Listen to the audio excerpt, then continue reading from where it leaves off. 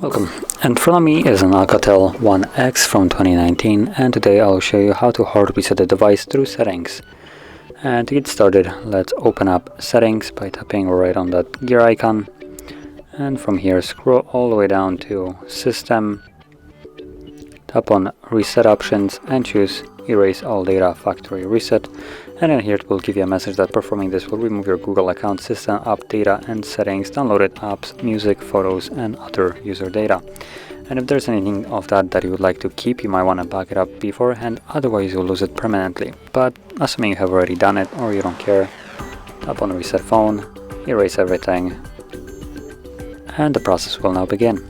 Now this will take about 5 minutes, and once it's finished you will be then greeted with the Android setup screen. So I'll be back once that is visible.